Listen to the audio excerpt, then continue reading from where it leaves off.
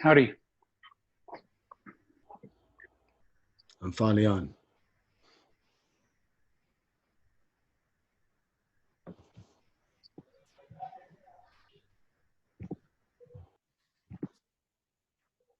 Let me know when I should start.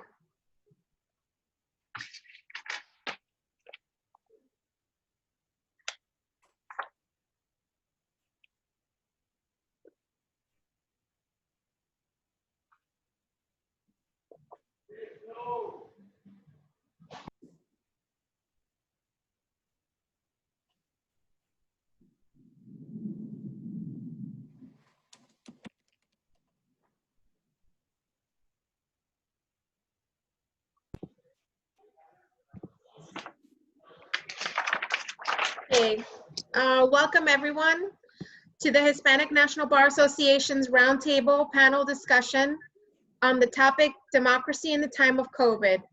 I'm Irene Oria, National President of the HNBA and a partner at the international law firm Fisher Broyles in Miami, Florida. This evening, it is my pleasure to serve as your host.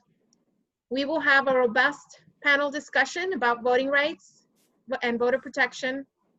And the session will also include 2 segments from the award-winning documentary, Rigged, the Voter Suppression Playbook.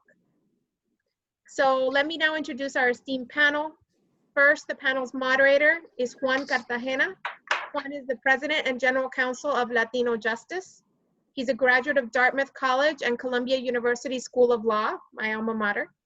Juan is the recipient of multiple awards, including Dartmouth College's Martin Luther King Jr. Social Justice Award and the U.S. Hispanic Leadership Institute's Cesar Chavez Community Service Award.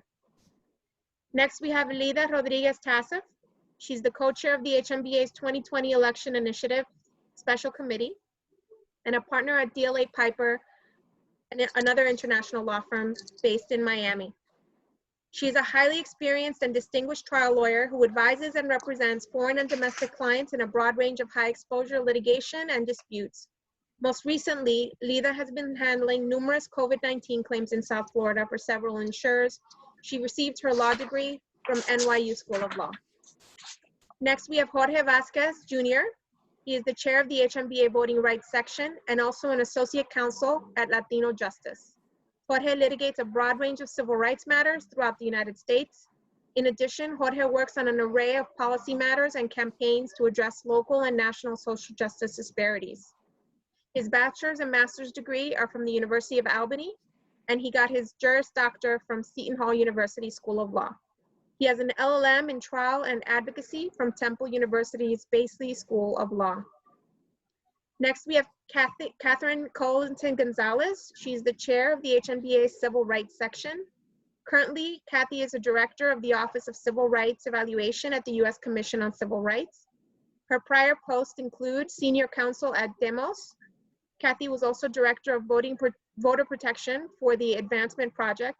And during the Obama and Bush administrations, she was an attorney in the U.S. Justice Department Civil Rights Division. Finally, we have Mac Heller. Mac is the executive producer of Rigged, the Voter Suppression Playbook. Mac spent much of his career as a managing partner at Goldman Sachs and then launched an electrical car company, Coda. He and the company he started in 2016, the American Issues Initiative, are committed to the core belief that voters should choose their politicians, not politicians choose their voters. Now here's Mac to introduce the first segment from Rigged. Thanks, Irene, and hi, everybody, and thank you very much for gathering today to talk about this important project. We're very grateful to our hosts, the HNBA, and also to LatinoJustice for convening us all together. What we're about to see is a 14-minute short doc about a purge process in North Carolina that we filmed a couple of years ago. It is cinema verite, meaning there's no narration, but you'll get the idea very quickly because it captures in frightening detail the mendacity of a 2016 voter purge of ultimately 6,000 voters in a county of 100,000 voters. So quite material. I'll let the film speak for itself. It runs about 14 minutes, and then we'll talk about it afterwards.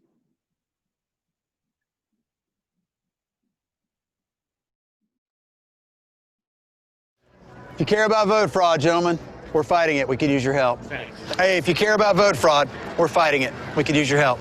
Thank you. If you care about vote fraud, gentlemen, We're fighting it. We could use your help. Thanks. Thank you. I know a girl who votes 8 times and has $1 million in the bank and is on food stamps to get everything for free, including college. How do you know she votes 8 times? Because we know her. She does. Would you call me later?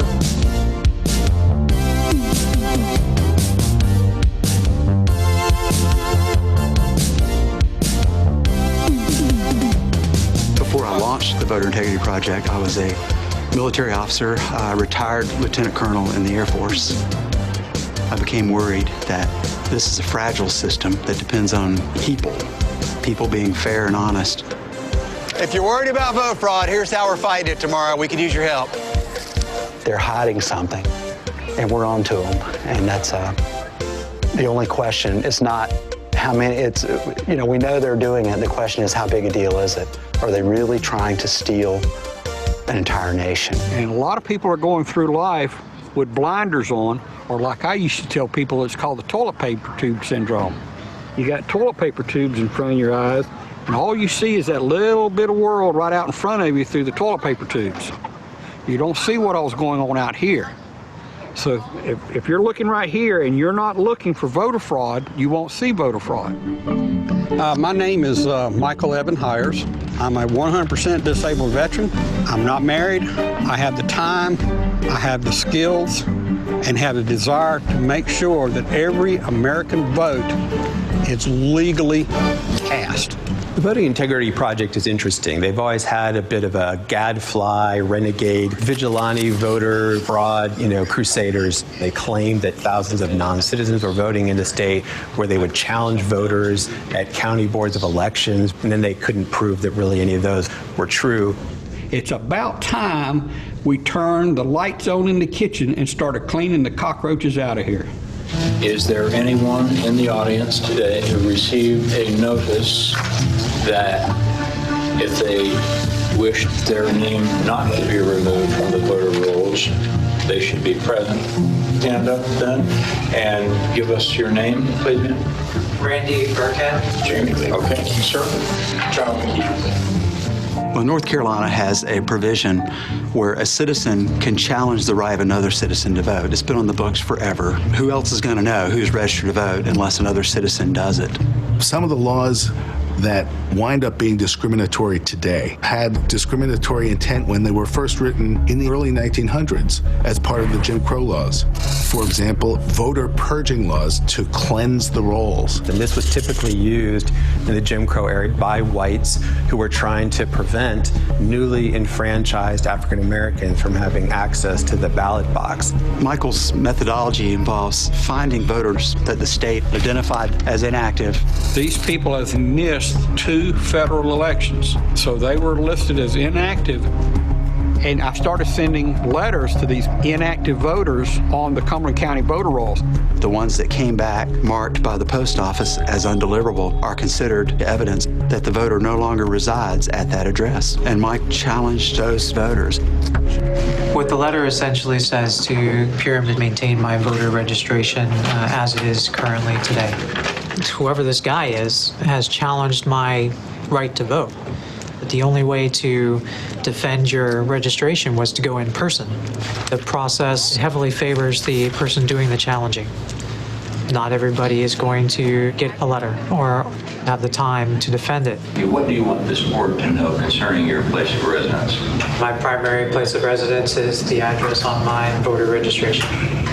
Yeah, I'll make a motion that the challenge to Ms. Burkett be dismissed. Second. Okay. All in favor, say aye. Aye. The challenge against you is dismissed. Your voter registration remains. Now let's move on to Mr. John Lamont McKeithen Jr. Some people have the knack of spotting anomalies. It's kind of like seeing a lump of coal in a bale of cotton. It'll just pop right out at you. So let me just ask you, what do you want this board to know concerning your place of residence? I do live and have lived at 7790 Stony Point Road. It said 7790. Mm-hmm. Okay, this says 7770. is there a possibility that people got struck from the rolls mistakenly because the post office did not appropriately deliver the mailings to them? There is a small possibility on that. Challenges shall not be made indiscriminately.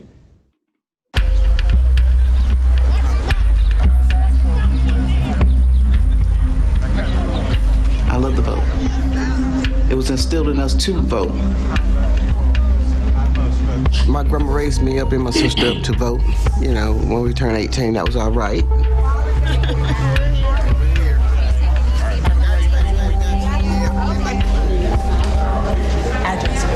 The address when I registered was 7660 Bridgewood Circle. I'm going to have you go and stand in that line so they can update you. Okay. All right. Next voter, please.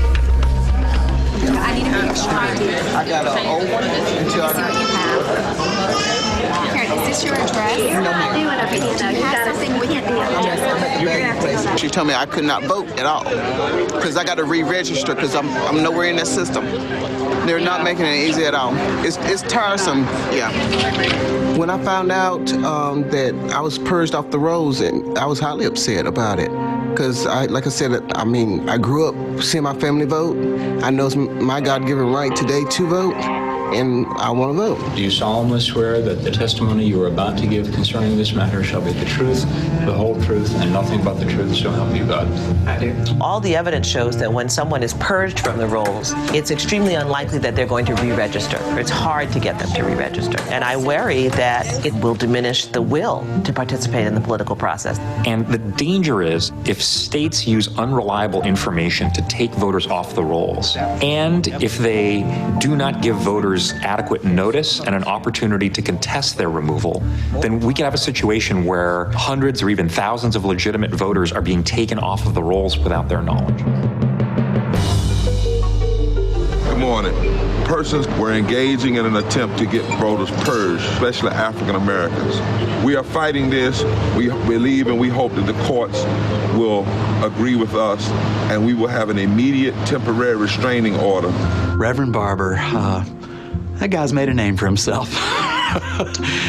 Congratulate him on a well-funded. He has a lot of out-of-state funding money, and he knows how to play that race card better than anybody I've seen. And really, since the heyday of Jesse Jackson and Al Sharpton, he has played that race card so well. The NAACP filed a voter suppression lawsuit against the North Carolina Board of Elections, and today they won that case with a federal judge declaring that all voters purged from the voting rolls must be reinstated. The NAACP in North Carolina, they filed a lawsuit in federal court, and actually they went judge shopping. They found a black female judge that they could influence emotionally, in my opinion, and not so humble opinion at that. Those of us who are the descendants of people who had their cars blown up outside of churches right here in North Carolina when they were inside the church organizing for voting rights. When you come from that kind of lineage, you're not going to allow some loudmouth bigot to intimidate you. The courts have said, you can't do any of this kind of stuff in the last 90 days. But they're going to put all these names back on the roll. We had a guy who worked for 2 years and got over 6,000 names removed in Cumberland County. And they claimed that we were targeting blacks. I would be glad to get drug into federal court because that will give me the opportunity to expose the problems that we have in this state. I get 3 hots and a cot and full medical care if I go to jail. Except how are you going to put me in jail for following the law?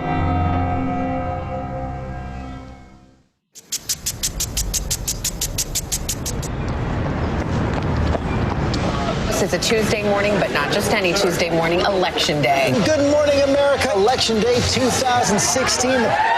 Election Day officially starts right now. So who did you vote for? Tough decision. If Hillary wins, I'm done, probably. I don't know what will happen, but it scares the crap out of me because if she wins, I'm afraid I'll be hunted down like a dog.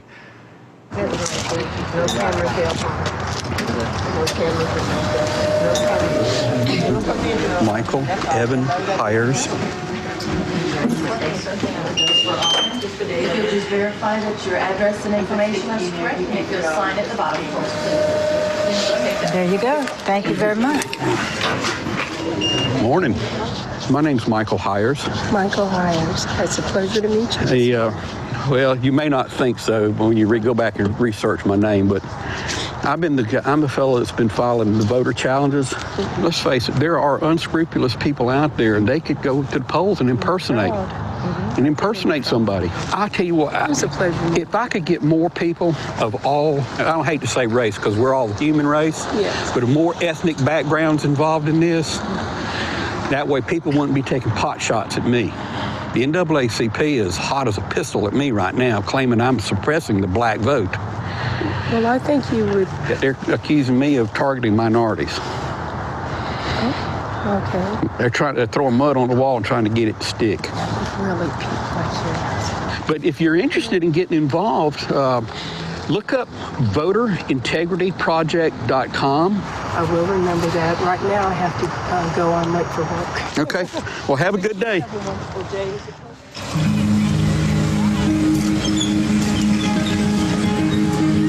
What we're going to try and do is have data collectors sitting there passively collecting data on license plate numbers, see if we can figure out which people, if any, are going from voting location to voting location. The illegitimate reason would be if someone is what we call a serial voter and going from location A to B to C, using a different name at each one. And what we want to know is how prevalent is this? Your call has been forwarded to an automatic voice message system. Emergency, call me.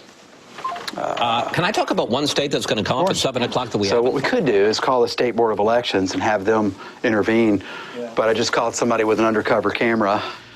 The bottom line is we're trying to collect evidence of voter impersonation fraud. This is what I call criminal enterprise level vote fraud.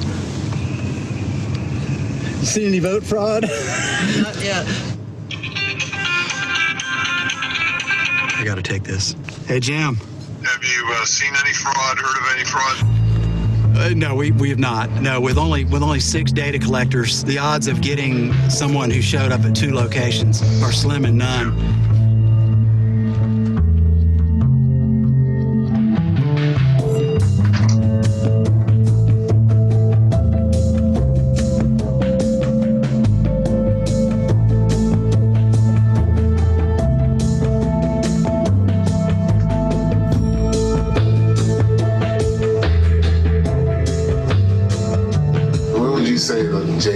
And Mike Hires. Basically, if you want to challenge me, please contact me first. A challenge is a challenge, and if I challenge you to a chess match, I need you to play with me. At least come back, show me what you got. So, And until we can say, without doubt, one nation, under God, indivisible, with liberty and justice for all, until that means exactly what it says, we are still working toward becoming a more perfect union.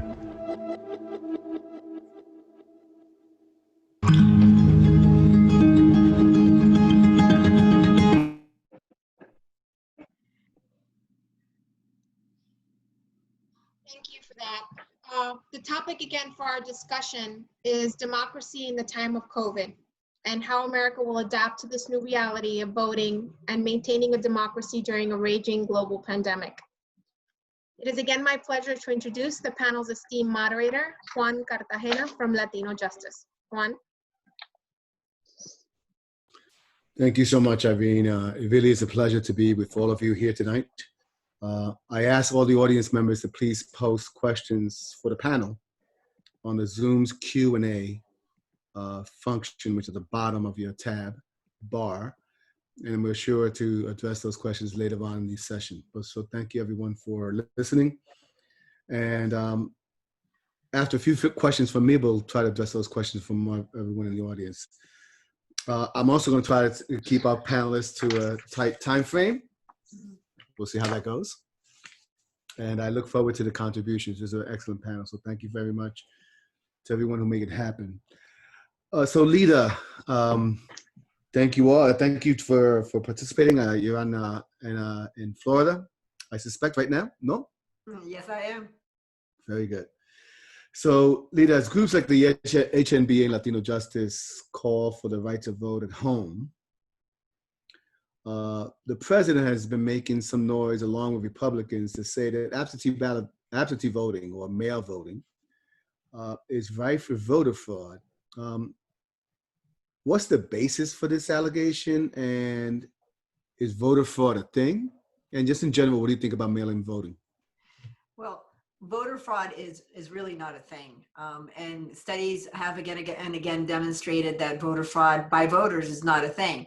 If there's any fraud, it is usually candidates committing fraud, and voters should not be penalized for the fraud that candidates commit when they commit fraud.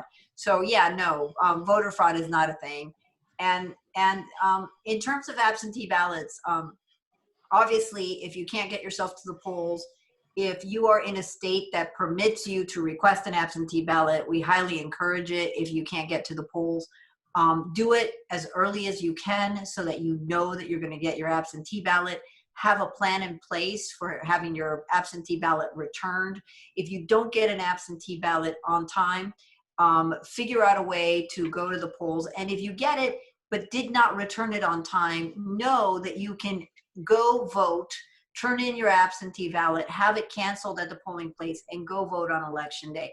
But I think the most important thing is have a plan, whether it's absentee ballots or early voting if it's allowed in your state, or if you can get to the polls on election day. If you have a plan, that's the best possible way. But yeah, obviously, absentee ballot is one option. It's one option of many, and we encourage you to explore all options. Thank you, Lita. Jorge, you're sitting, I believe, in New York City, I believe, no? You're on mute, Jorge. Jorge, you're on mute.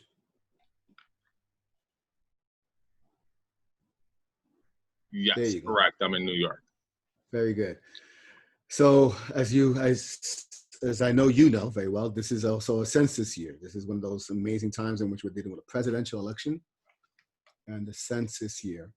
The Republicans last time around, 10 years ago, have allegedly taken advantage of the census process. I think we have seen this in the movie Rigged, and thank you, Mac, Hella, and everyone else associated with that movie.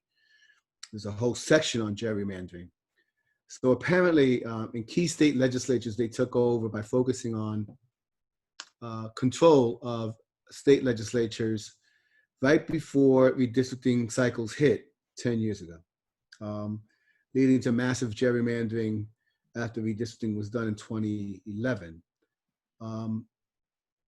There are lessons to be learned, but the real question, I guess, is for you is, to your knowledge, are Democrats better prepared this year? Are we, as advocates who are nonpartisan, better prepared? And also, can you just touch upon how COVID will impact the census count? Sure. First, as it relates to the census, it's important for anyone watching right now to, if you haven't filled out the census, please fill out the census. Please encourage a neighbor, a friend to also fill out the census. Maybe even offer to help someone complete the census for them online or over the phone. As it relates to the census, Latinos are in a unique position this year. For the first time in history, come November, we'll have over 32 million eligible voters. And that's true political power in two different senses. The first sense in that for the first time in US history, Latinos will be the largest minority group at the polls. The second is that for the first time in a while, baby boomers are not expected to be the largest voting bloc at the polls. Millennials are expected to be the #1 voting bloc in the polls. And the largest group of millennials, notwithstanding any race or minority ethnic group, are Latinos. So we have this unique opportunity where Latinos have the largest voting power they've ever had in history, and where the largest voting bloc the majority of people within the largest voting bloc are Latinos. That brings tremendous power. As it relates to redistricting, are Democrats or Republicans better fit? I think everyone on this panel would agree that whether it's Republican or Democrat, we have to watch out for gerrymandering either way, right? Like there are generally two terms that are referred to when we're talking about redistricting. For those at home that may not understand what those terms are, one is called cracking and the other is packing. Cracking generally involves spreading voters to a particular type, spreading them around so that way you dilute the voting power of that block. And packing is literally packing districts so that way where they might be 2 or 3 districts, you just have one super majority district of a certain racial group or voting block. So this year is important for individuals to complete the census, one, so that way when it comes to redistricting post-census, organizations like LatinoJustice or be positioned to ensure that democracy is carried out and that Latinos have the political power that they deserve as it relates to the House of Representatives. So I guess to answer your question, are Democrats' best position or Republicans' best position? I think how I would answer that is that it doesn't matter if it's a Republican majority or a Democratic majority. I think that for Latinos, in order to really get a hold of the political power that they should have post-2020, is important to recognize that both sides equally engage in gerrymandering, and it's different type of gerrymandering. And I guess to add to specifically to answer your question, key states like Virginia that were once Republican are now Democratic, and what the outcome on other states may be is to be, still to be determined. But I think that it's important for everybody to be on the lookout, for everybody to engage and to volunteer come this election and make sure that we get a complete census count. Thank you so much, Jorge. So Kathy, I take it you might be sitting somewhere in the DC metropolitan area. Is that correct? Silver Spring, Maryland. All right, good. We have excellent representation on this panel geographically as well. So thank you all for participating. Kathy, we saw the film segment also refers to issues regarding voter suppression. And back in 2016, some of that suppression also included illegal voter purges, voter purges that were implemented by various state boards of elections or county boards of elections that then were challenged and resulted in findings that they were unjustified. But 2020 has COVID written all over it. The fact of the matter is we're in a different world, and who knows how long this could last, right? Our elections this year in 2020, because of the pandemic, are going to be held in very, very different ways than before. So I guess the question for you is, how do you see voter suppression being played out in this election year, given everything that's happening right now with the pandemic? Yeah, that's a great question. And let me start by saying hello to all of my fellow panelists. It's so great to be here, and hello to everybody who's tuned in. Thank you for taking a look at the film, which was showing real life illegal voter purging. And I'm speaking in my personal capacity tonight, but as a person who's litigated these kinds of cases and also has written about and studied, different types of voting rights issues over the years, the kind of issues that we saw in the film are also the issues that disparately impact voters of color. So we saw, the film actually, had some not so subtle comments that sounded, questionable to me about, looking for cleansing the voting rolls, et cetera. And as it turned out, some really good voting rights lawyers who I've had the honor of working with, sued with the NAACP as their client, and did indeed prove that the purge that the film showed violated the Voting Rights Act, specifically Section 2, the anti-discrimination provision of the Voting Rights Act, because one, the data was bad, and two, they were specifically targeting voters of color. And there were so many other things. The procedures were obviously very unfair. and made it really difficult for people to have to, show up and prove that they were who they registered to vote as. So those kind of conditions are things that can be discriminatory also to Latinos. And, we're here in a Latino voting rights event. And I do think that they're going to come up again this year. In 2018, the U.S. Commission on Civil Rights did a comprehensive study of minority voting rights access and took a look at these kind of practices, including illegal voter purges or list maintenance, including challenges. We saw, challenges by private parties that can be discriminatory, or strict voter ID laws, maybe not every voter ID law, but the strict voter ID laws, and also asking for strict documentary proof of citizenship, which anyone who's ever been naturalized or knows someone who's been naturalized knows how much that form costs to have to produce. And so just because there's more absentee voting doesn't necessarily mean that those things are going to go away. In fact, if you're challenged, it's going to be even harder to prove who you are. And if you are in a state that's going to be, mailing out absentee ballots according to the voter rolls, if you are a person whose address is a little bit different, or you live in a multi-generational household, or you've moved recently, or you've gone to stay with relatives because you're a college student and you want to take care of your elderly parents, or you're a person who needs language access, that is your right under the Voting Rights Act, especially if you're Puerto Rican and you were educated on the island in Spanish and don't have any obligation at all to learn English to be able to be entitled to vote. You're going to have less access to those things when the challenges come up, when the purges come up, and if there's issues with the ballot. Another kind of purge that was identified. Well, there's 5 different kinds of purges that we identified. I'm just going to go through them really quickly. They're based on eligibility. So we saw that in Florida. A number of us on this panel, worked on the Arcia versus Detzner litigation, where many thousands of voters of color in Florida were challenged based on faulty database about their citizenship, and there was a discriminatory impact on Black voters and on Latino voters, and we were able to stop that.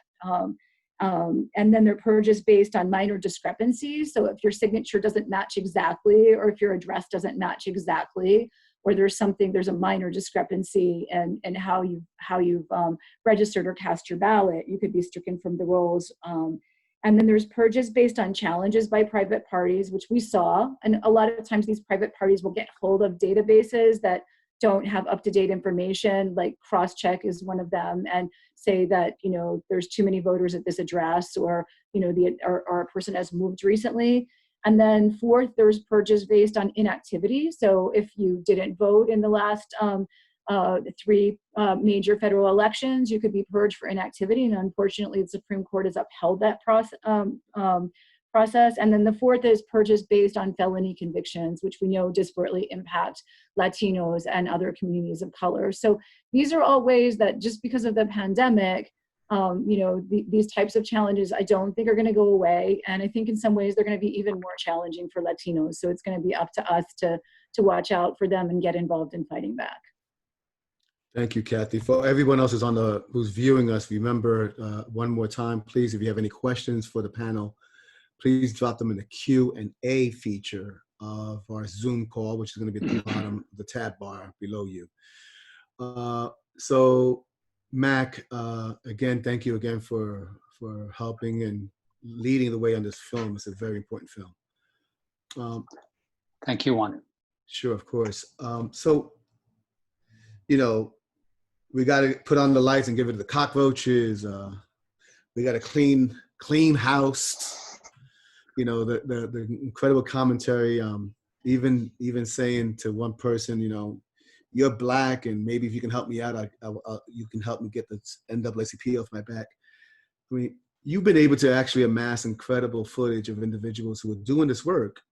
And I assume in their heads that they think they're doing the right thing. But I guess the questions that we have for you is that organizations like the Voter Integrity Project, they seem to vacillate between commentary and opinions that are either well-meaning but just awkward or dumb, or outright white supremacist racist crap that we had to deal with in this country, right?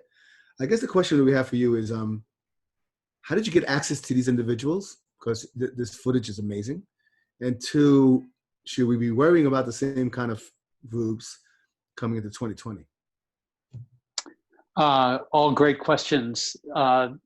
These guys gave us access because they're proud of what they're doing. They wanted it known, they wanted it filmed, and they believe in their hearts that they are patriots. They believe in their hearts, I'll get to why in a minute, that our elections are riddled with fraud. And so when we approached them, maybe 2 months before the election, they invited us, come embed with us. And I can't tell you how much time we wasted with these guys driving around in cars, filming what they did. We presented in the film as half funny, half deadly serious, because this is how it happens. These guys consume only news that confirms the presence of widespread voter fraud to them. And something in the back of their minds is telling them that it's that what they're looking for is a lump of coal in what would otherwise be a bale of cotton. I'll just leave that remark alone. And the craziest part of it is that at the end of the election season, in the evening on election day, when we kind of say, "Hey, fellas, no vote fraud. What gives?" I thought there was a vast RICO level conspiracy here. They turn to us and say, "Well, that just proves that they're even more, that the fraudsters are even more devious than we thought. It's even bigger than we thought."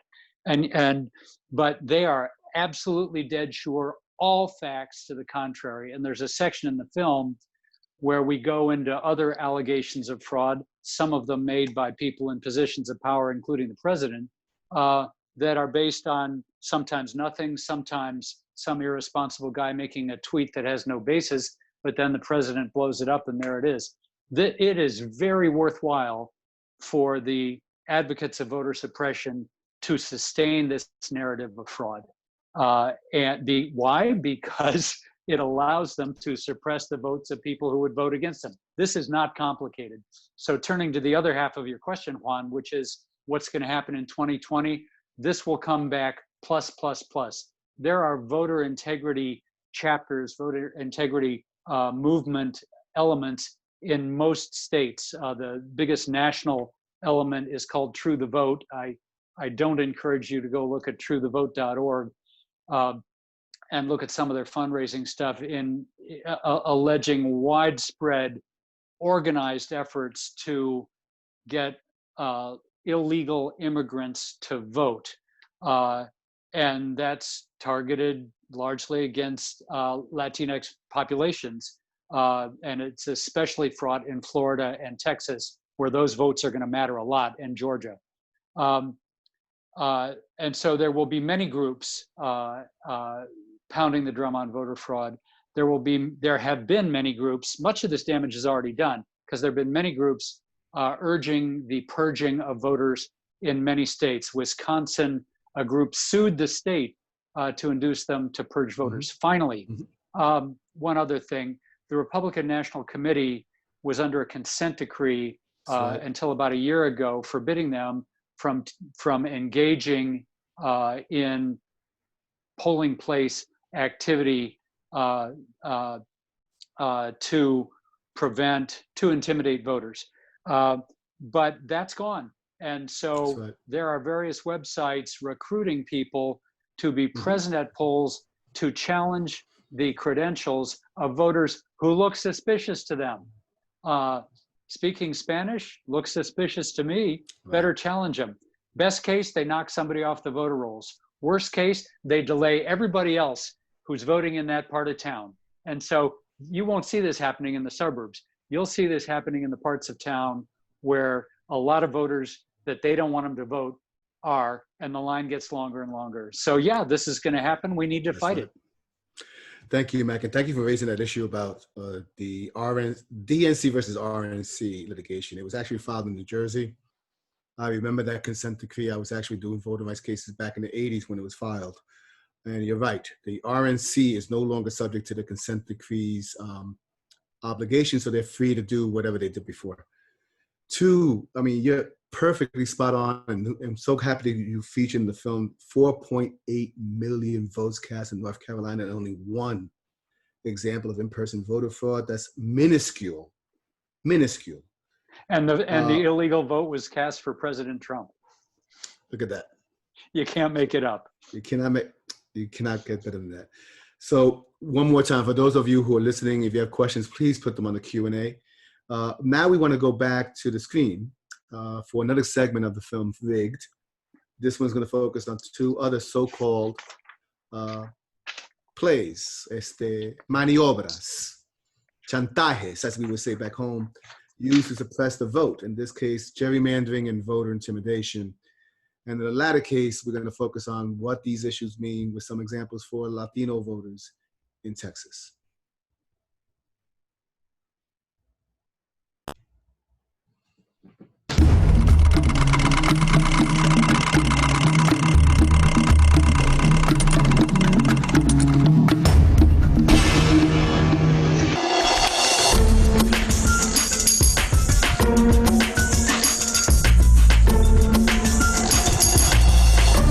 Gerrymandering involves primarily two different methods of dealing with voters of the opposite party. You can pack voters into districts, or you can crack them into districts to make them ineffective. Texas is as good an example of packing and cracking as anywhere in the country, particularly the Dallas-Fort Worth area. If you look at the map that was originally drawn and approved by the Republicans in 2011. Why would this district from the north that's controlled by Anglos up here in a suburban county, why would it come in to Tarrant County like this? As well, it's because they came in and they picked up Latino voters. And you see that they just very carefully pick up this big group of Latino voters, then come back and pick up another group of Hispanic voters like that. This is a classic cracking of Latino voters. Cracking is taking the people of color and cracking them into as many districts as possible where their vote won't make a difference. Packing is putting as many African Americans or Hispanics into as few districts as possible. This shows District 30, which is this packed district. Well, to get a sense of how packed that district is, we're going to shade both African Americans and Hispanics together. So the black plus Hispanic population, then in purple, you start to see what's going on. You've got a district here that virtually doesn't have anything in it except purple. Classic way of undermining minority voting strength. If you favor one side over the other, you can clearly take a right turn on Maple Street and a left turn on Mulberry Street and have a partisan impact. There's also an opportunity for the maximum mischief in the line drawing.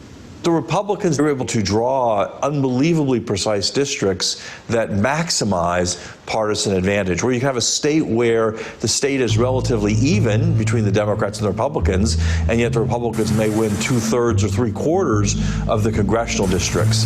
And that's what we're seeing as a result of the redistricting in many states in 2010. The party in power really decides who's going to stay in power. And that's not real democracy. And that's what we have in way too many states in our country right now. People feel that their vote doesn't count. And gerrymandering makes sure that they feel like their vote doesn't count. Because what happens is you get pushed into a district that is completely safe for one party or the other. And if it's completely safe, why vote?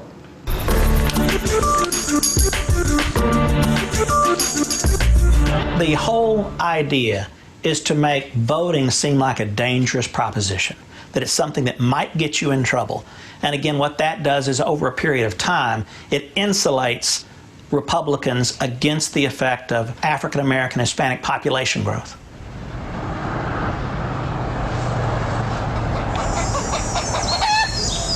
In Edwards County, Texas, we received reports that the local sheriff, who's connected to the militia movement and who prides herself on being, this tough cowgirl sheriff, she had actually engaged personally in efforts to intimidate voters. The issue of voter fraud has been very prevalent since I've been here. They're tired of, you see it You know it. Everybody around you knows it. Why isn't someone doing something about it?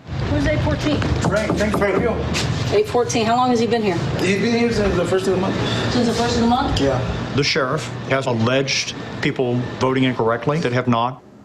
She has threatened to investigate people for illegal voting that have not. She has someone in jail now.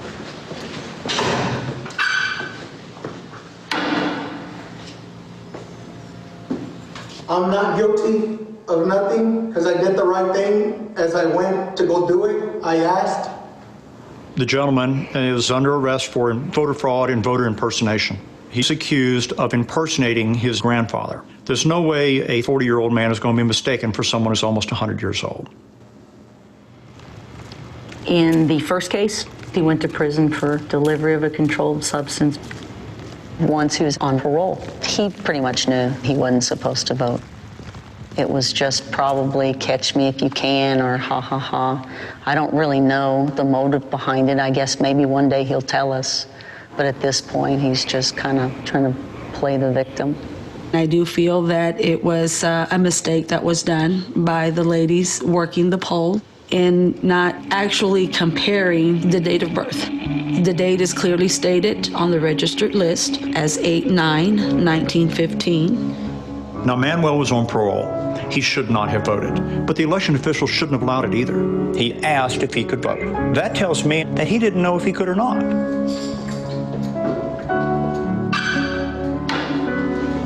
The intimidation comes in the arrest itself.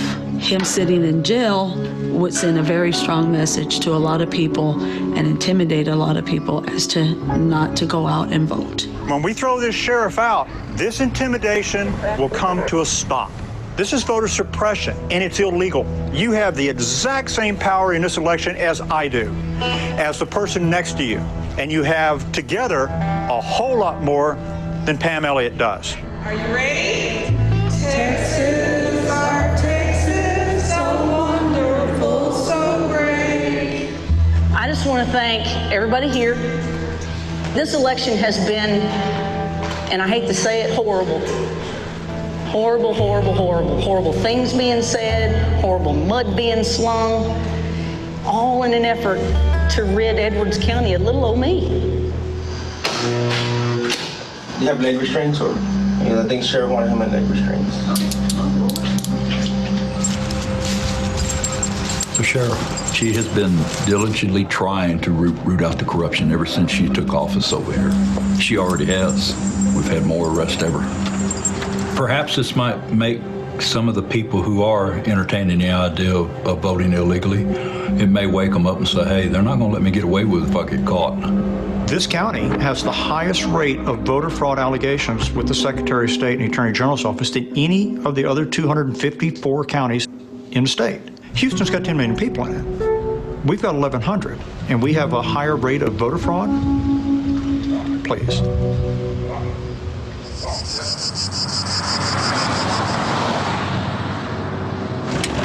Right now, we're delivering election equipment. I wonder if we can put that tabulator right here. Ready? We can't let it drop.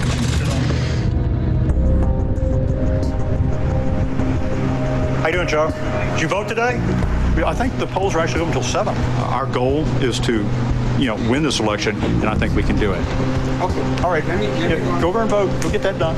We've really put a big effort in to try to get as many people to the polls as we can today. You got something, got your name on it, right? That's it. That is it. That's all I used. Hey. How's everything going? Good. You on top? I don't know. Wherever God tells me to do, that's all it's going to be.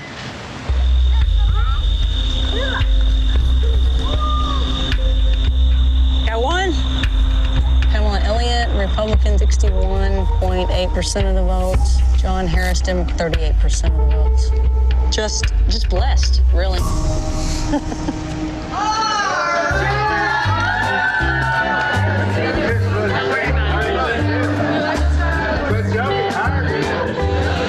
How's Trump doing? Good? Good.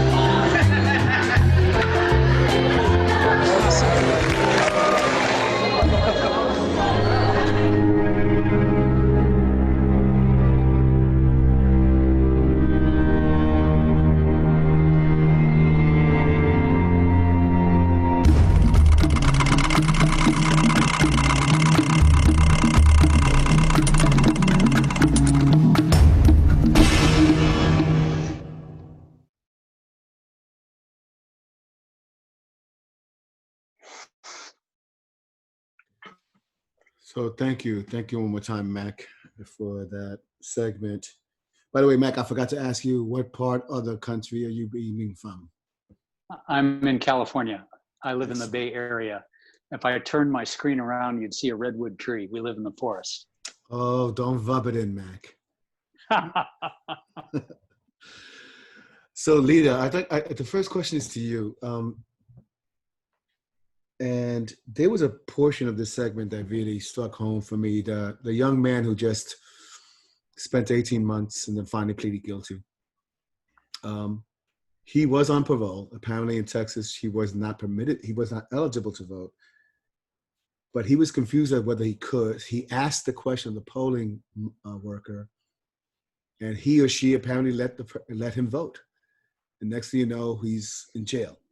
So this confusion about eligibility is paramount in my head because I've been doing this kind of work for so long, in which I remember people on the streets of New York not knowing if they can register just because they were convicted of a crime in the past. And you're in Florida, which actually, with the passage of Amendment 4, is the most recent example of a massive, incredible expansion of the eligible electorate, potentially over 1 million, because of a referendum that was passed by you all in Florida, which, as you know, LatinoJustice worked on as well. So I guess I want to ask you, based in Florida, in light of the passage of Amendment 4, can you give some background on the likelihood that people who were convicted of felony crimes might be able to vote in 2020? Juan, this is a great question. And anybody who watched this segment, if you're in Florida and you thought of yourself or any relatives or any loved ones who were convicted of a crime, served your time and completed your sentence, Amendment 4 is the law in Florida. And that means that anybody who is a convicted felon who has completed their sentence and all of the requirements of their sentence, including payment of all your fines and fees, you are eligible to vote and you should register to vote. Do so sooner rather than later, and you will be allowed to vote because that is the law. And it is the law thanks to the voters of Florida who overwhelmingly supported Amendment 4. So if you have completed your sentence and you paid all of the fees and fines associated with your sentence, you are allowed to vote. But if you have a question as to whether or not you completed all of the conditions of your sentence, if you are wondering whether or not you had any fines outstanding or fees that you didn't pay, you need to check. And the LatinoJustice and the Florida Rights Restoration Coalition, let me say it again, LatinoJustice or Florida Rights Restoration Coalition will provide you with a pro bono attorney to help you figure out confidentially whether you completed all the requirements and if there's anything you can do to complete them and what we can do to help you. And we've got your back, but you have to reach out. So I encourage anyone who is a Florida resident who has completed a sentence and is unsure about whether or not you've got all the dots, the I's dotted and the T's crossed, please make sure you check and look to us, Florida Rights Restoration Coalition or LatinoJustice, and we'll hook you up with counsel so that you can figure it out. But the law is the law. Amendment 4 passed, and people who were convicted of felonies and completed their sentences are now allowed to vote in Florida, thanks to the generosity and love and commitment of all the Florida voters who voted in favor of Amendment 4. Thank you, and that's correct. All voters of all races voted in favor, and that was an amazing expansion of the franchise by the voters of Florida. Jorge, so this is going to be a perennial question. I'm not sure we have enough time to answer it, but I'm going to give you the first crack. So a lot of attacks on eligibility to vote, even the attacks on Amendment 4, for example, or the attacks that we see in redistricting cases, try to blur the line between partisanship and race. In other words, we're not really focusing or attacking people because of their race. We're actually targeting because of their partisan leanings in one party or the other. What do you think? Which one is it? Is it race or is it partisan leanings? I would go with race, and the reason I'll go with race is as Mark gave an example, right? This suspicious activity is speaking a certain language. If you're Latino and you're speaking Spanish online, now you're likely to be challenged. If you look a certain way and your last name is Vasquez versus, let's say, something different, Vanderhoor, and you live in a different area, you can have on the same exact thing and not get challenged the same way. And, you know, it's a nonpartisan issue. There was someone who asked a question, Yolanda, who mentioned the Bronx, New York, and some of the tactics that Democrats use. For those who are unfamiliar, in New York City, we recently had a primary election. And during that primary election in New York, we saw that many voters were not listed. Voters who voted in the last 4 elections were purged or given a hard time voting. We know that traditionally in Latinos and Black communities that the lines are out the door. We know that sometimes the Democratic machine has done things like what we saw in 2018 in Georgia, where certain counties, if there was a progressive running that had a different agenda for a party, out of nowhere, the machines didn't have plugs so people could cast a vote, right? We know that there are many different forms of voter suppression, and that truly what's needed is we need individuals to volunteer to provide election protection. LatinoJustice does a voter protection program called Cara Vota Cuenta, and I encourage everyone to go to latinojustice.org or check us out on social media and sign up to volunteer. One of the things that the HNBA is doing is encouraging individuals to be poll watchers. Traditionally, especially now during COVID, we see that many of the individuals who are poll watchers traditionally are seniors. And because of COVID, they're more at risk to catching COVID. So in particularly our young individuals or younger individuals, we need people to really be able to be invested in our democracy and to just volunteer a few hours. You know, many times the polls open up at 6 a.m. As you and I were in Florida in 2018 together, we were up at locations by 6 and we were still there at 7, 8 o'clock at night. So, you know, even if you work a 10-hour shift, there's still an opportunity for you to volunteer. That's so good. Thank you, Jorge. That's an important message for those of you who are listening. The HNBA is looking for ways to increase the people volunteering. LatinoJustice does. A number of organizations are. Kathy, I want to switch now to a question that addresses both the general issue about how we get people involved into voting and the current amazing activism that's happening in the country in the last 4 weeks, 5 weeks, but even before that, right? And that is this incredible focus on policies and laws addressing policing, the killing of Black people, the necessary moves to make sure we protect our colegas in the African-American community. But those issues and what they're demanding are things about accountability, even going beyond that, healthcare, economic justice issues. For many of these individuals, they're probably seeing that things don't get better with the vote. For many of these individuals, they don't see movement that is fast enough or commensurate with the urgency of the harm. They may be asking themselves, what's the point of voting? What's the point of participating in the voting booth when these things don't seem to change or doesn't seem to matter? How would you address that?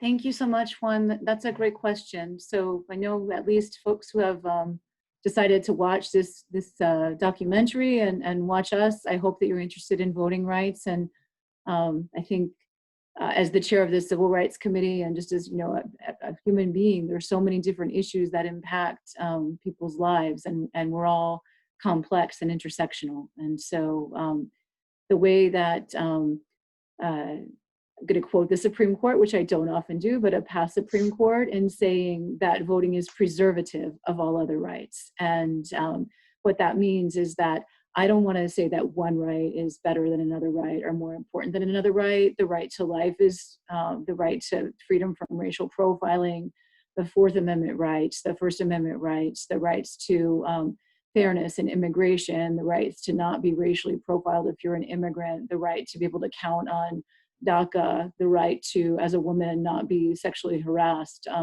So many rights that are up in the air. And then we all, as a nation, witnessed, the lynching of George Floyd and so many other people of color that we've seen. And there's an energy around that that's a positive energy and also very, very tough moment in the reckoning of the nation's history. So I hope that people will vote. I think it was Jorge who started off saying that Latinos represent 32 million voters in this election. And I think that there's many, many millions, tens of millions of African-American voters and other tens of millions of Asian and Pacific Islander and Native American voters. And so part of why we're seeing, this backlash against voting rights is there's a growing majority that, hasn't been able to express, and I'll say this in the most nonpartisan way, our political will, which is to make the reforms in policing and to make the reforms in education and so many other areas. And so it's a very frustrating and long-term haul that we're in. But I think if we refrain from voting, it's never going to change. And I think we all talked about holding both parties accountable too. We're seeing, a great need for systemic change and holding both parties accountable and making sure that there is actually more expression of the political will of the people. So that's how I view it. And I think that all of the polling that I've seen is that there's been so much energy, there's been so much turnout among communities of color that I don't doubt that, people want to vote. I know that people feel frustrated, but I think that, if you do a gut check, it's important to say, well, I'm going to make the time to do this because it might take longer, but I don't want to risk having things not change by not voting. So that's a very personal answer as to why to do it. I have newly naturalized citizens in my family. I know a lot of people who are new voters. I know a lot of young people who have all of these questions and feel frustrated, and yet they're showing up. And we have more millennials voting than in the past, thanks to sister organizations like Voter Latino. So just keep in mind that voting is preservative of all the other rights that we care about, and we don't have to focus on only one issue at a time. We can, be intersectional and complex people and continue to fight for our civil rights. Good point. I agree with you completely. And for those of us who live in the Latino communities that compose this amazing country that we live in, if we don't have the motivation to vote, well, damn it, vote for your neighbor or vote for your family member who's not permitted to vote because they're a non-citizen. Vote for that undocumented friend, neighbor, family member who would love to vote. Vote for them. Do what it takes to follow what Kathy says. Mac, my last question before we go to the Q&A. I think you can probably anticipate what we all are anticipating, and that is come election night in November, it's going to strike midnight. I suspect we're still not going to know who wins, perhaps, unless it's a landslide one way or the other. Without a landslide, if it's anywhere close, we may not be able to have a declared winner by the networks because a lot of the votes by mail will not be counted in time of the night of the election. So in various states. So I guess the question for you is that, given that absentee voting is becoming much more of a feature of American politics, particularly because of the pandemic, how chaotic are we going to be in November? Are we going to be as crazy as Wisconsin and Georgia? What's your best guess? I think it'll be difficult. I think there will be some chaos and some damage. Just to put numbers on things, the proportion of people who will vote by mail will be up dramatically. And for boards of elections to count mail ballots versus count in-person ballots is a completely different process involving different people at a different place in time doing something different. And so you have to staff these polls, which is going to be difficult because poll workers are frequently older and reasonably afraid of COVID. And you have to staff this big vote by mail operation to open the ballots, authenticate the signatures, count the ballots, et cetera. And I start with thinking this is going to be a very high turnout election. That well, I live in a state where vote by mail is a tradition, and the processes are there. And Oregon, Colorado, Utah, these are pretty much vote by mail only states, and so it's not going to be too different for them. But for the majority of states where absentee balloting has been 5-10% and now becomes 60-80%, that's going to be a huge change. It's coming late, and it's very difficult for boards of elections to prepare for that without knowing how big it's going to be and without having enough money to change their systems. It will take money, and one of our two parties has opposed it and not given sufficient money to get it done. There is substantial litigation about the details of vote by mail. Does the ballot have to be received by Election Day, or does it just have to be postmarked by Election Day and received, a few days after is okay? Is the postage prepaid, or do you have to put on a stamp? Right. Is a stamp a poll tax? Does any voter under the age of 25 even know what a stamp is? There are many things that are under litigation, with one party always fighting to make voting more accessible, and the other frequently, not always, fighting to make it less accessible. And those won't be decided until the very last moment, and the decisions will be inconsistent state by state. So yeah, this is going to be a mess. You add to that not knowing where the virus is going to be, the scarcity of poll workers. So Milwaukee, as you may know, in the recent election, was supposed to have 180 polling stations, but consolidated it to 5 for lack of poll workers, and the lines were out the door. And so, yeah, there's going to be a lot of that. It's going to be a mess, and I hope and pray it doesn't affect or contort the result. So I agree with Jorge. Everybody ask them to be a poll worker. We need more. We need expertise, and we need money.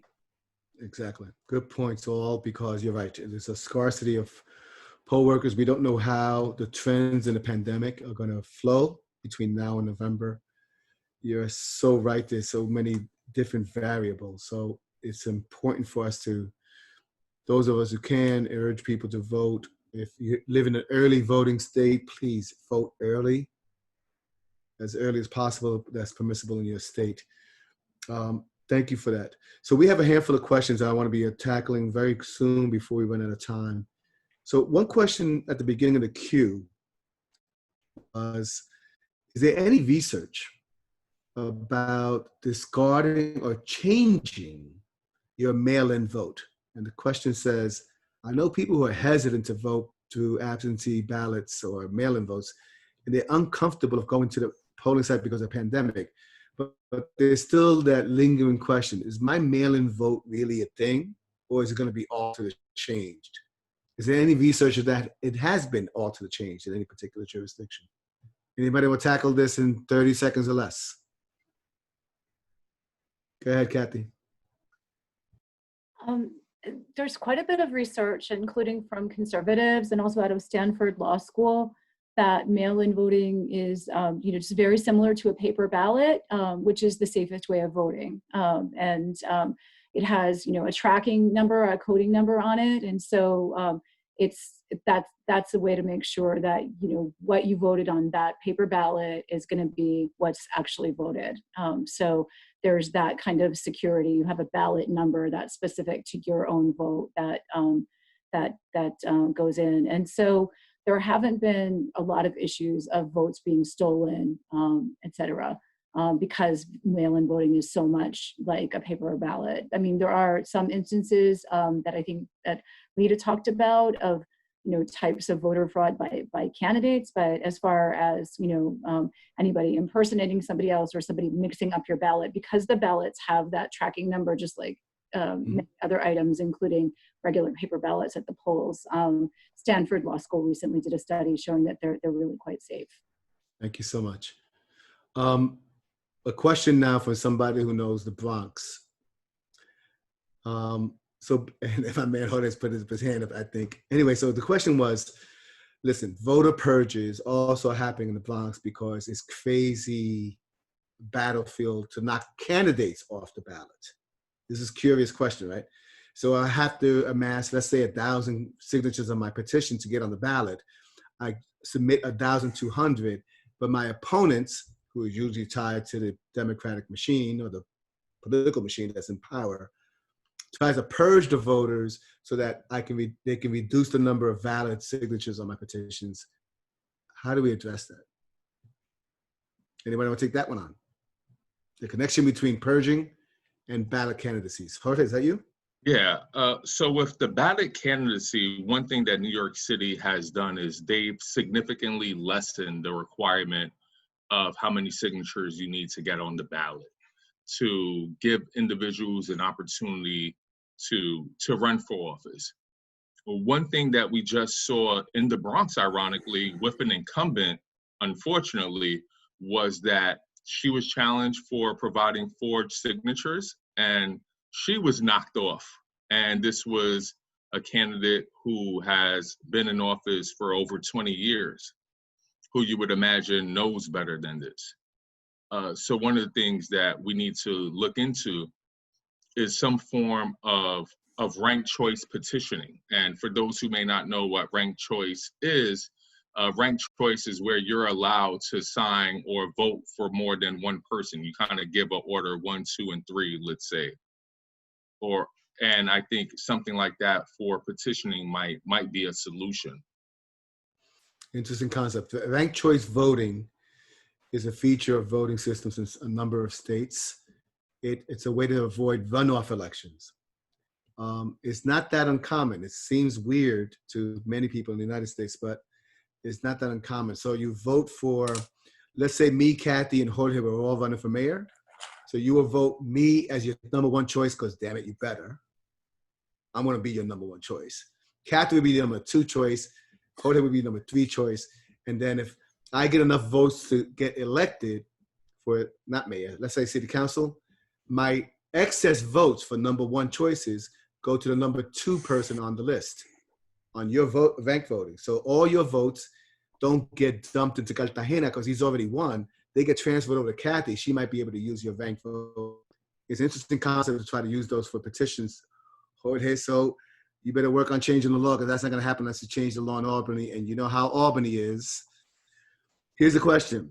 Given the pandemic situation, are there any current legislative measures or legal actions to alter or adapt voting measures or mechanisms to allow people more access other than absentee ballots, such as extending hours or polling sites, leave to vote? I'm going to answer part of that question first for the person who made it, who posed it, excuse me. In Florida, our office, along with Demos and others, are currently in court. We filed a lawsuit literally on the night before the presidential preference primaries in Florida. Our Southeast Regional Office with Kira Romero Craft was part of the team of attorneys. Advancement Project was part of the team of attorneys, quite a number of people. We're trying to do exactly what you just said. Suggest to the court that in a pandemic, you have to have additional multiple measures. We have not been successful to date. We're still litigating, but the preliminary relief from the court, going back to Mac's point, the mail-in ballot has to arrive at the polling location, the Board of Elections, not before the election, not postmarked day of. So there was a lot of back and forth. We're still trying to fight it out. But anyone else want to opine about what else can we do during COVID besides absentee ballots? Lita, you have any thoughts? Yes, I think the biggest thing you can do is prepare ahead. Prepare now for the elections in November. And that is to say, you know, we deal with the hand we're given, not the hand we want. And the reality is that many of these changes will not be able to be made before the November election. And so what we should be doing is getting together and preparing for what we have. The suggestion of volunteering to be a poll worker, so that you can relieve the people in your community of the burden by helping them vote. Also working with your local supervisors of election, your elections officials, to say to them, what can we do to help you? Can we be poll workers? Can we do voter education? Take voting machines to your community groups so that people know how to use them. Help people fill out requests for absentee ballots. Plan now for all the things that can go wrong, because chances are there's not going to be sufficient changes. And, you know, this is something going to a point that Mac made, which is the states that are not set up to handle absentee ballots, that is a reality. So, you know, it's very, very difficult for a state to go from, or a county to go from, say 10-15% of all its ballots coming in as absentee ballots, to all of a sudden having to print, receive, collate, and count and process 30%, 40% of its ballots as absentee ballots. That's an incredible burden. So we just need to deal with this reality and prepare for it. And the best way to prepare for it is just get involved now, get active. Meet with your local elections officials, offer up help if you're young, if you're bilingual, if you're multilingual, if you're computer literate, and educate your friends, your neighbors, your community, so that they can vote with the system we have now, good, bad, or ugly. Thank you so much, Lita. There was one question about, to avoid the gerrymandering problem, would it be best to make the country one unified voting district? That wouldn't work unless we amend the Constitution. The Constitution requires 435 congressional districts. You would have a war on your hands if you're trying to argue that South Dakota can't get their congresspersons elected directly from districts that are geographically based in South Dakota, as one example. The next question was fascinating as well, and it goes to the issue of, can't we just make Election Day a holiday, both either by state law or federal law? And before I let Mac answer that question and give us his opinion, you know, Puerto Rico voting on Election Day is a holiday for all workers. Voter participation in Puerto Rico in general are in the 80th percentile. The turnout rates are 80th percentile or higher. There's a lot of other reasons why, but they do take it seriously and let people and workers take a day off. What do you think about that suggestion, Mac? And then that will be the last question, because we want to give some time for one last thoughts from each of you. Thanks, Juan. I think it's a great idea. I think the worst reason I can think of to make it difficult for people to vote is that they need to work. And so now, it's not the only idea. This is one of those things that makes me crazy, because every country has solved this but ours. Other countries have extended early voting. Other countries have vote on weekends, Saturday and Sunday, so there's no religious problem for people. Other countries have figured it out, but assuming that we can't have national early voting, national ubiquitous vote by mail, national vote on Saturday and Sunday, first weekend in November, then I think we have to have Election Day be a holiday. When you talk to people who didn't vote and will admit to you they didn't vote, and you ask them why, the two biggest reasons, I don't have a number on this, but it's well over 50%, couldn't get off of work, couldn't figure out the childcare. And then the third would be couldn't figure out the transportation. Sure. So those are all solvable problems. If you believe in democracy, you can solve those problems. Good points. And thank you for putting on the table and taking my cue. I said Puerto Rico, but you also addressed it internationally. Oh, it's the beauty of American exceptionalism, isn't it, Mac? That we're just so exceptional that we haven't figured out democracy. Even though we bring wars in other countries to instill democracy, we haven't figured out in our own countries. I have to now ask you one last question, but now I have to limit your answers time-wise because we're running against the clock. Please, 30 seconds or less. Each of you, what are your organizations or your respective vantage points from who you're speaking from? What are you doing to take back our democracy, to instill it, promote it, fortify it in 2020? Let's start with you, Mac. We are showing this film, the full 70-minute rigged film, on everywhere we can. Before the virus, it was conferences, colleges, universities, church basements, everywhere. Now it is virtual Zoom screenings, either of the whole film or of a couple of segments. Everybody on this call, we would ask you if your organization would like to screen our film. We'll work with you to organize a Q&A panel afterwards. We provide the film for free. This film educates people about the defense of our democracy. Go to rigthefilm.com and there's a button said entitled Arrange a Screening, and we hope you'll give us a call. Thank you so much. Kathy, tell us what can you do from your perspective? Lita, my dear friend, and I are co-chairing an initiative on behalf of our president, Irene, for the HNBA.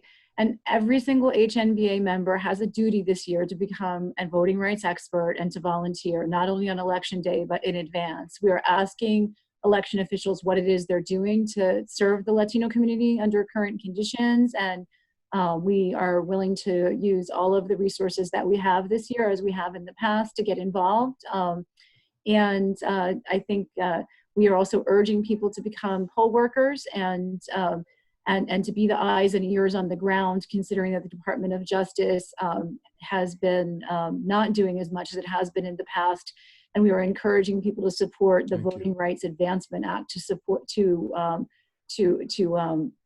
restore the full protections of the Voting Rights Act, because we believe that they would be helpful this year. But in the meantime, we are serving as the eyes and ears on the ground, and every HNBA member is going to be active in that. And we are always willing to take on mentees and help everyone else become the eyes and ears on the ground as well, too. Thank you, Kathy. Lita, do you want to add to that or give us additional perspective from your vantage point? Yes. What do we need to do? What are you doing? I'm a poll worker. I'm a proud poll worker. I have been a poll worker for almost 20 years. And that's my little grain of sand to democracy. And then the other thing I'm doing is I'm hosting Zoom webinars with 19 people. These are my COVID-19, as often as you can do it, COVID-19 educational seminars to talk about voting, to talk about the ballot, to go through the ballot in your community so that people can figure out what they should be voting for and to make sure that they know how to get to the polls. My time is up. Lita, you're amazing, and I love the marketing scheme. 19 volunteers for COVID-19, and let's multiply that.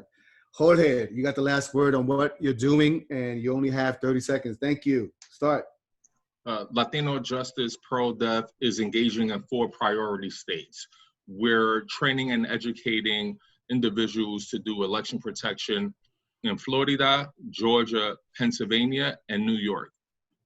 We're hosting virtual seminars, and we're using technology to educate people on what voter protection looks like. We're encouraging individuals to take their children to the polls. Voting is a practice that's learned, and it's crucial for individuals to take their children to the polls.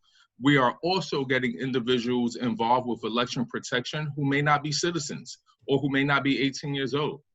You could get involved with election protection and poll monitoring outside of the polls, regardless of your citizenship status and regardless of your age. So engaging in our next generation of voters is a few of the ways that Latino Justice is getting involved in this. Thank you so much. Irene, I'll hand it off to you.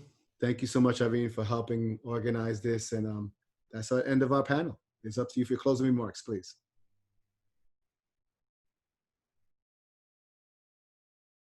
You're muted. You're muted.